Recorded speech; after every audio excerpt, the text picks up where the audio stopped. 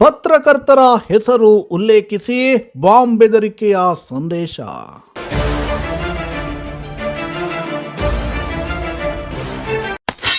ಕಾರವಾರದ ನ್ಯಾಯಾಲಯದ ಆವರಣದಲ್ಲಿ ಹೈ ಅಲರ್ಟ್.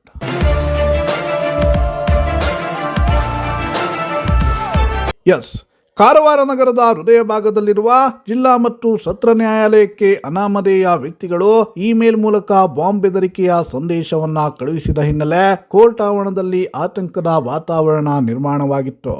ಸಂದೇಶ ನೋಡಿದ ನ್ಯಾಯಾಲಯದ ಸಿಬ್ಬಂದಿ ಪೊಲೀಸರಿಗೆ ಮಾಹಿತಿಯನ್ನ ತಿಳಿಸಿದ ಹಿನ್ನೆಲೆಯಲ್ಲಿ ಬಾಂಬ್ ನಿಷ್ಕ್ರಿಯ ದಳ ಹಾಗೂ ಶ್ವಾನದಳದ ಸಿಬ್ಬಂದಿ ಸ್ಥಳಕ್ಕೆ ಆಗಮಿಸಿ ಪರಿಶೀಲನೆಯನ್ನ ನಡೆಸಿದ್ರು.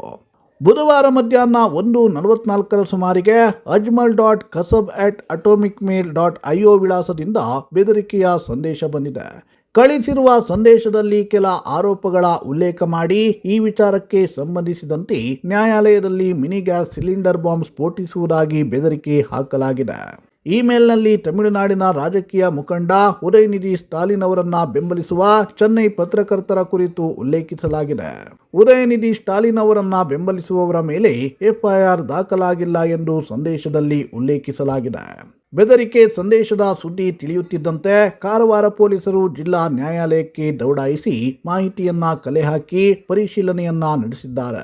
ಇಮೇಲ್ ಬೆದರಿಕೆಯ ಕುರಿತು ಪೊಲೀಸರು ತನಿಖೆಯನ್ನ ಆರಂಭಿಸಿದ್ದಾರೆ. ರಾಜ್ಯದ ವಿವಿಧ ನ್ಯಾಯಾಲಯಗಳಿಗೂ ಈಗಾಗಲೇ ಬೆದರಿಕೆ ಸಂದೇಶ ಬರುತ್ತಿದ್ದು ಪೊಲೀಸರು ತನಿಖೆಯನ್ನ ಮುಂದುವರಿಸಿದ್ದಾರೆ.